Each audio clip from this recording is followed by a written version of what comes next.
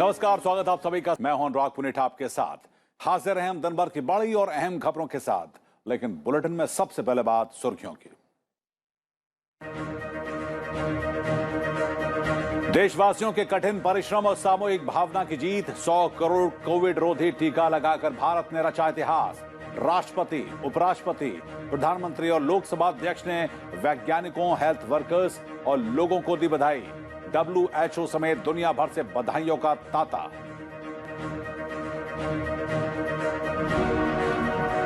दिवाली से पहले केंद्र सरकार का कर्मचारियों को तोहफा। महंगाई भत्ता 28 से बढ़ाकर 31% करने का फैसला। 1 करोड़ से अधिक कर्मचारियों और पेंशनर्स को होगा फायदा। पीएम गतिशक्ति राष्ट्रीय मास्टर प्लान को भी मंत्रिमंडल की मंजूरी।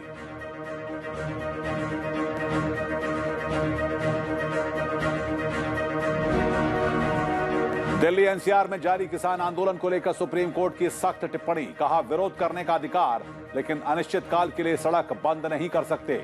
लोगों को सड़कों पर चलने का अधिकार।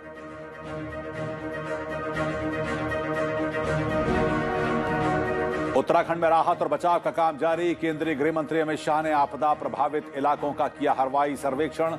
अधिकारियों के साथ बैठकर ताजा स्थिति का लिया जायजा। राज्य को हर मुमकिन मदद का दिया भरोसा।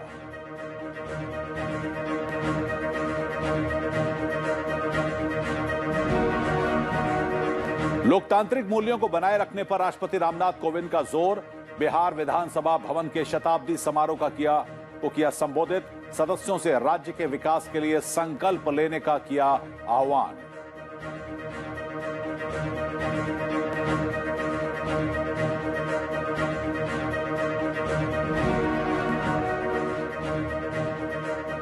और सुर्खियों के बाद अब बात एक ऐतिहासिक कदम की। भारत ने 100 करोड़ कोविड विरोधी टीकाकरण के उस आंकड़े को पार कर लिया है। दिखाते हैं आपको उससे जुड़ी हुई खबरें।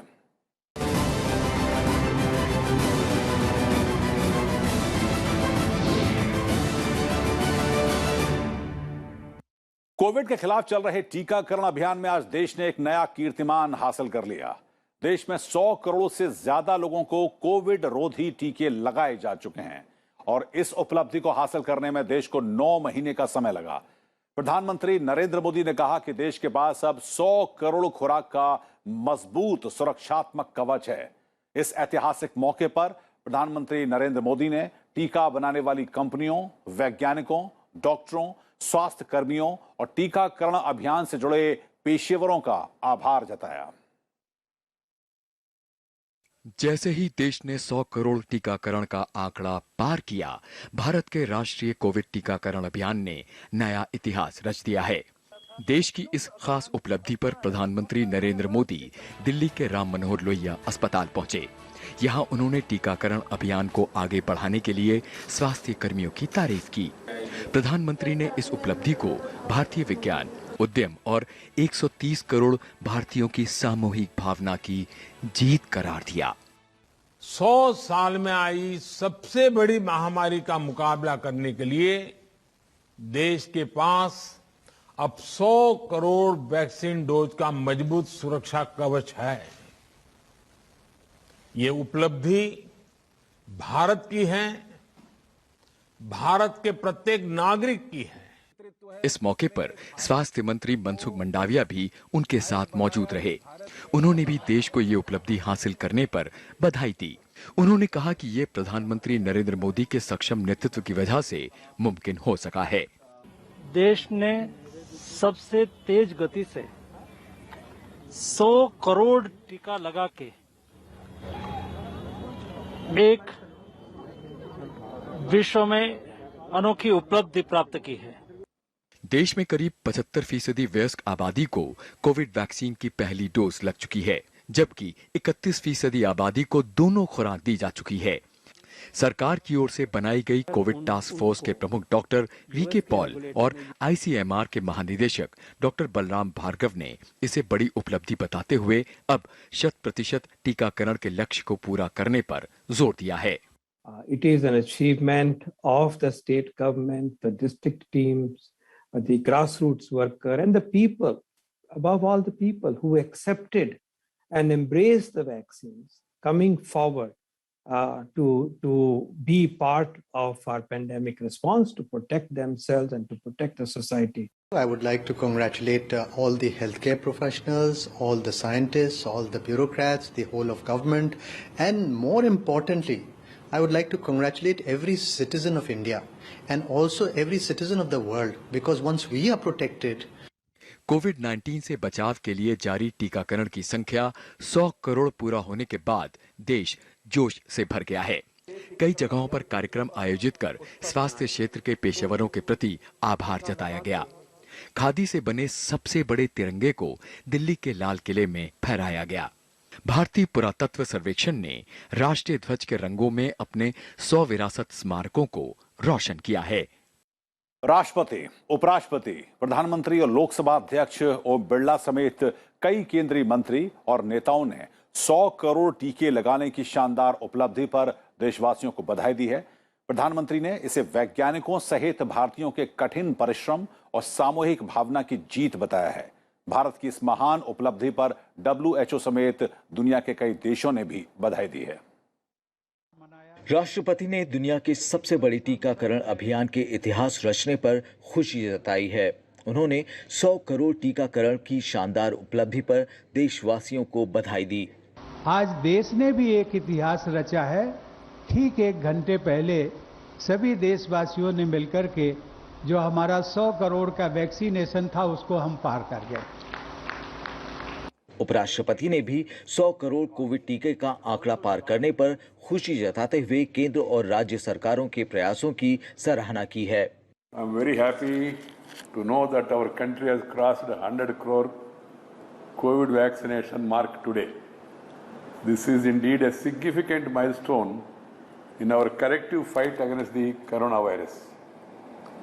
I congratulate all our frontline healthcare workers,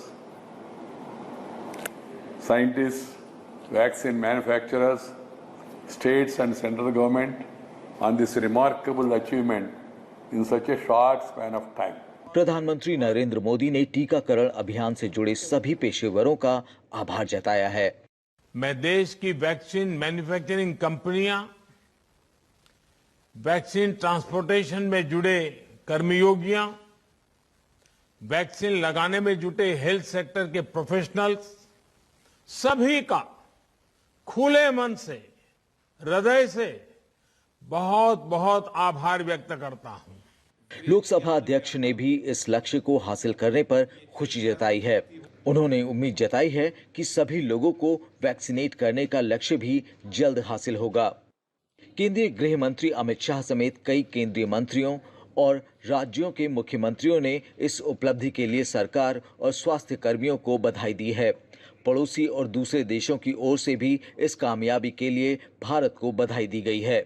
UNICEF और विश्व स्वास्थ्य संगठन के महानिदेशक त्रिदोस अधेनोम घेब्रेयेसस ने प्रधानमंत्री नरेंद्र मोदी, वैज्ञानिकों, स्वास्थ्य कर्मियों और भारत के नागरिकों को बधाई दी। ब्यूरो रिपोर्ट, संसद टीवी। तो भारत का कोविड टीकाकरण अभियान दुनिया में सबसे बड़ा और सबसे तेजी से आगे बढ़ रहा है। सीमित संसाधनों के बीच भारत ने अपनी मजबूत इच्छा शक्ति के दम पर कोविड टीकाकरण में कई विकसित देशों को भी पीछे छोड़ दिया है। देश में कोविड वैक्सीनेशन की रफ्तार को देखें तो 279 दिनों में भारत ने ये उपलब्धि हासिल की है।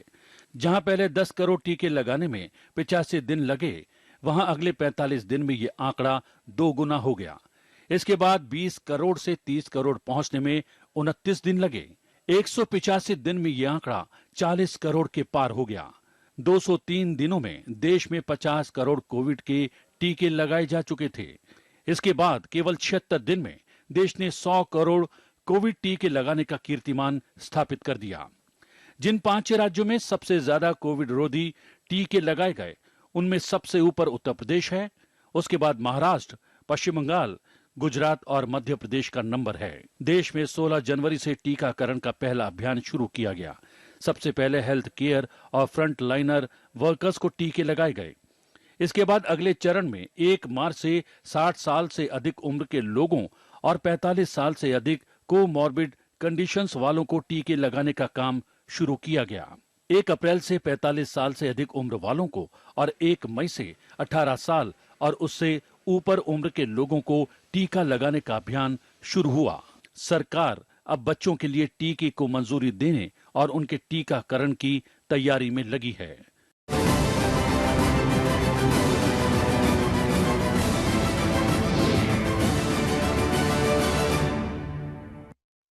नए बनने वाले अखिल भारतीय आयुर्विज्ञान संस्थान में मरीजों के परिजनों के लिए रैन बसेरे होने चाहिए।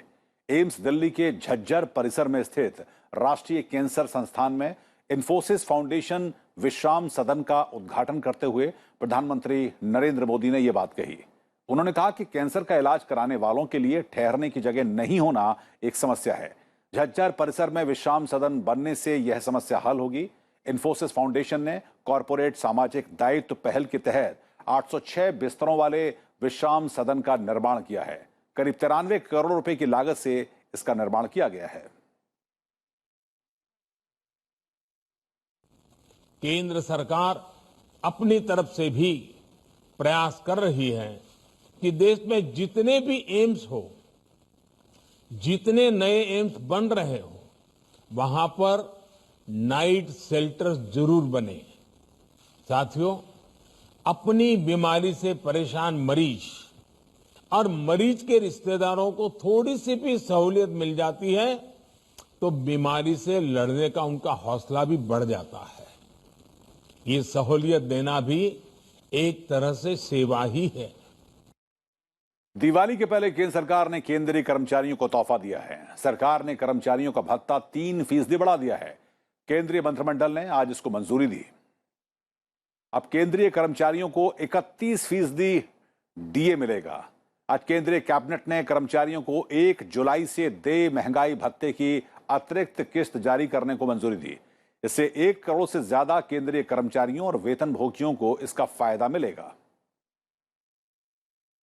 इस वर्ष जुलाई में कर्मचारियों के डीए की 3 बकाया राशि जो बकाया किस्तें हैं उसकी बहाली को अनुमोदित किया गया था और डीए की दर को 17% से बढ़ाकर 28% किया गया था। आज इस क्रम में जो निर्णय लिया गया है कि केंद्र सरकार के कर्मचारियों को 1 जुलाई 2021 से देय महंगाई भत्ता और जो पेंशनर्स है उनको महंगाई राहत में 3% की वृद्धि करते हुए इसे वर्तमान 28% से बढ़ाकर 31% किया गया है। केंद्रीय मंत्रिमंडल ने पीएम गतिशक्ति राष्ट्रीय मास्टर प्लान के क्रियान्वयन को मंजूरी दे दी है। PM Gatishakti national master plan की निगरानी 3 टियर सिस्टम से की जाएगी। सचिवों का एक अधिकार प्राप्त समूह की अध्यक्षता कैबिनेट सचिव करेंगे। विभिन्न मंत्रालयों और विभागों के नेटवर्क योजना प्रभाग के प्रमुखों के प्रतिनिधित्व के साथ एक multi modal network planning group का गठन किया जाएगा। इस एनपीजी की मदद वाणिज्य और उद्योग मंत्रालय के लॉजिस्टिक डिवीजन में स्थित एक तकनीकी सहायता इकाई की ओर से किया जाएगा। प्रधानमंत्री नरेंद्र मोदी ने 13 अक्टूबर को प्रधानमंत्री गतिशक्ति योजना की शुरुआत की थी। PM Gatishakti national master plan के क्रियान्वयन को मंजूरी दी गई, उसकी शुरुआत की गई। वहीं पर PM Gatishakti national master plan की मॉनिटरिंग 3 टियर सिस्टम में की जाएगी, जिसके कैबिनेट सचिव अध्यक्षता करेंगे और इनके अध्यक्षता में एक सचिवों का एम्पावर्ड ग्रुप ऑफ सेक्रेटरीज बनेगा। बिहार विधानसभा भवन के 100 साल पूरा होने पर आयोजित शताब्दी समारोह का उद्घाटन आज राष्ट्रपति रामनाथ कोविंद ने किया। इस मौके पर उन्होंने लोक प्रतिनिधियों से लोकतांत्रिक मूल्यों को बनाए रखने की अपील की। राष्ट्रपति ने उम्मीद जताई कि बिहार विधानसभा बिहार के विकास का स्वर्णिम अध्याय लिखेगा। बिहार विधानसभा भवन के शताब्दी समारोह का उद्घाटन करते हुए राष्ट्रपति ने कहा कि लोगों की आकांक्षाओं का ध्यान रखा जाना चाहिए। साथ ही उन्होंने जनप्रतिनिधियों को लोकतांत्रिक मूल्यों का पालन करने की भी सलाह दी। राज्य की जनता आप सभी जनप्रतिनिधियों को अपना भाग्य विधाता मानती है और उनकी आशाएं और आकांक्षाएं आप सब पर ही टिकी होती है। सभी देशवासियों में, जिनमें बिहार के निवासी भी शामिल हैं, अपने बेहतर भविष्य के लिए उनकी ललक दिखाई पड़ती है। मुझे विश्वास है कि आप सभी विधायकगण अपने आचरण और कार्यशैली से जनता की आशाओं को यथार्थ रूप देने का प्रयास करते रहेंगे।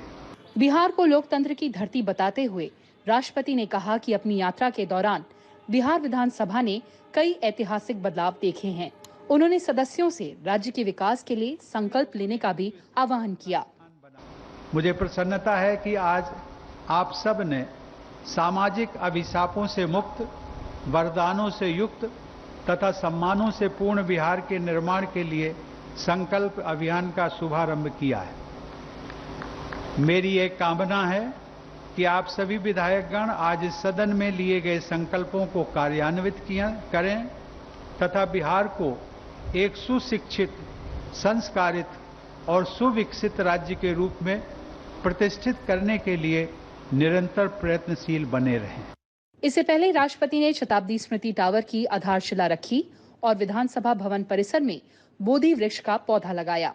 मौजूदा विधानसभा भवन में 1921 को संयुक्त बिहार और उड़ीसा प्रांतीय परिषद के पहले सत्र का आयोजन हुआ था।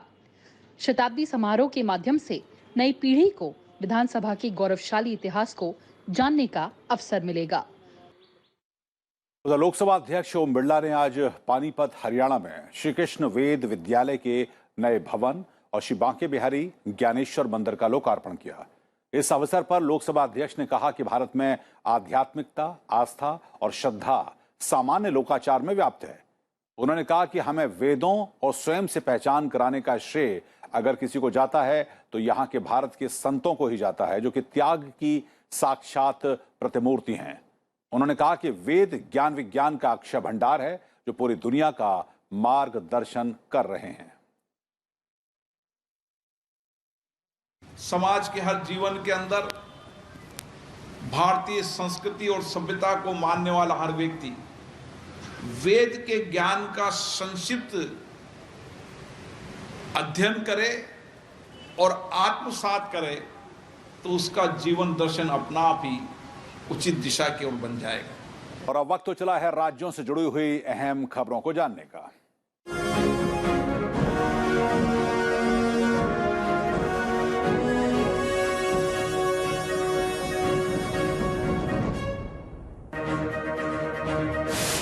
केंद्रीय गृह मंत्री अमित शाह कल जम्मू कश्मीर का दौरा कर कानून और व्यवस्था की स्थिति का जायजा लेंगे। अमित शाह कल श्रीनगर पहुंचेंगे और 23 अक्टूबर तक वहां रहेंगे। केंद्रीय गृह मंत्री 24 अक्टूबर को जम्मू जाएंगे और वहां प्रधानमंत्री के विकास पैकेज सहित प्रमुख परियोजनाओं की समीक्षा करेंगे। वे श्रीनगर में एकीकृत कमान के साथ बैठक भी करेंगे।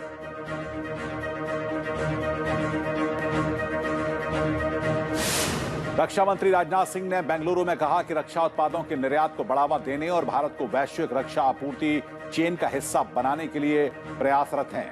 उन्होंने कहा कि सरकार ने रक्षा सामान और सेवाओं में 35,000 करोड़ रुपए के निर्यात का लक्ष्य निर्धारित किया है।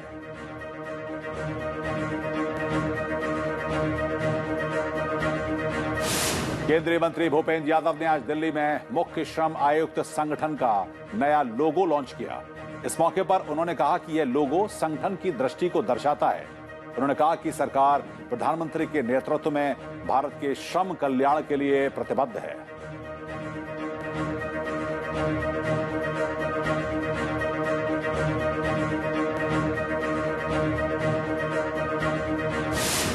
केंद्रीय मंत्री जितेंद्र सिंह ने विशेष स्वच्छता अभियान की प्रगति का आकलन करने के लिए सरदार पटेल भवन के विभिन्न विंगों का दौरा किया। उन्होंने कहा कि इस अभियान के तहत कार्यालय परिसर में कबाड़ और अप्रचलित सामान को हटाया जा रहा है।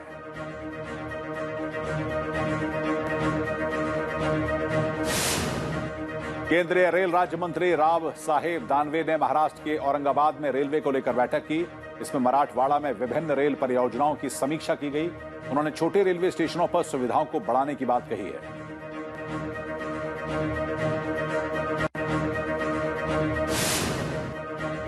62वें पुलिस स्मृति दिवस पर राजधानी दिल्ली में कार्यक्रम का आयोजन किया गया।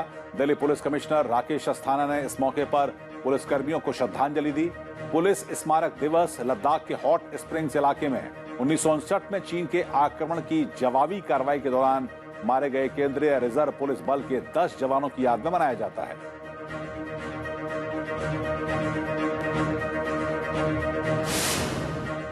भारत के 5वीं पीढ़ी के लड़ाकू विमान F-35B ने मुंबई के पास अरब सागर में British royal navy aircraft carrier HMS queen Elizabeth से उड़ान भरी। भारतीय सेना के साथ संयुक्त अभ्यास के लिए युद्धपोत भारत में है। आर्यन खान ड्रग मामले में आज एनसीबी की टीम नोटिस लेकर शाहरुख खान के घर मन्नत पहुंची। नोटिस में आर्यन खान के पास मौजूद इलेक्ट्रॉनिक डिवाइस एनसीबी को सौंपने की बात कही गई है।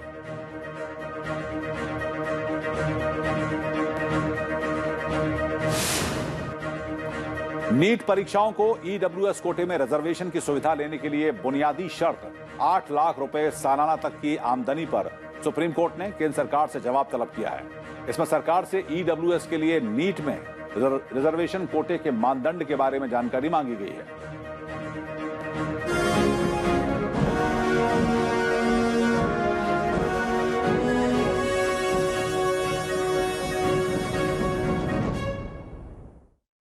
उत्तराखंड में मूसलाधार बारिश और बाढ़ से बाहरी तबाही मची है।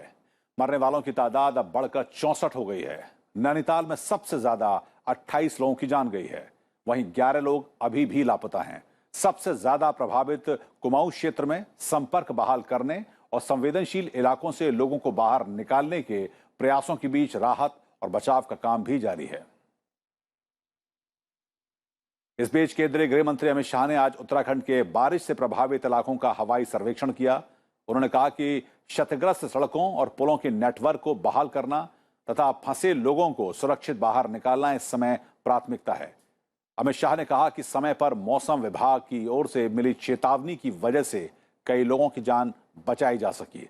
राज्य में एनडीआरएफ की 17 टीमें, एसडीआरएफ की 60 टीमें और पीएसए की 15 कंपनी राहत और बचाव काम में जुटी हैं।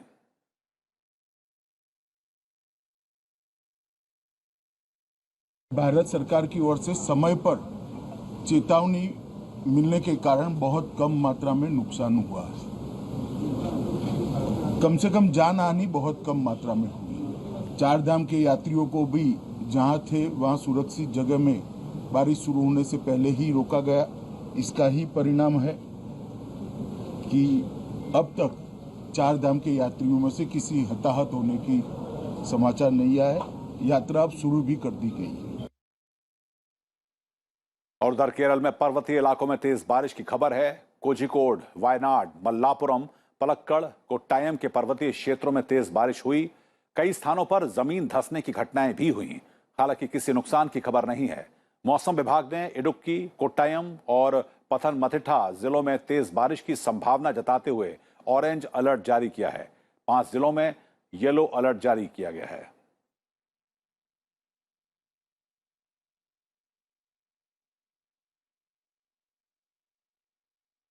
सुप्रीम कोर्ट ने दिल्ली एनसीआर में जारी किसान आंदोलन को लेकर कड़ी टिप्पणी की है।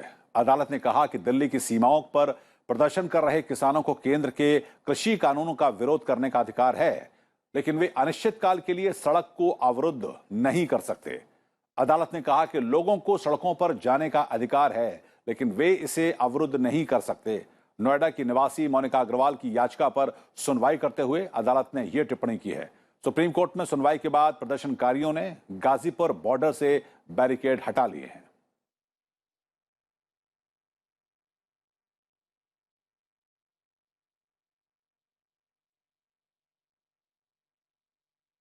इस बुलेटिन में फिलहाल इतना ही, लेकिन चलते चलते आपको छोड़ जाते हैं 100 करोड़ कोविड टीकाकरण की उपलब्धि के जश्न की तस्वीरों के साथ। मुझको दीजिए अनुमति।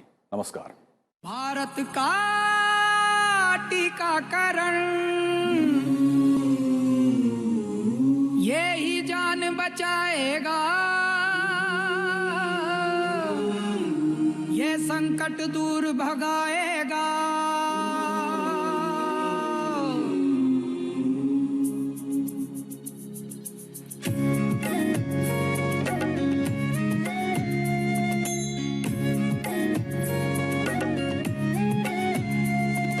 मिलकर विश्व बचाएं सबकी जिम्मेदारी, ये संकट दूर भगाएं जन जन भागीदारी। टीकाकरण से ही मात खाएगी ये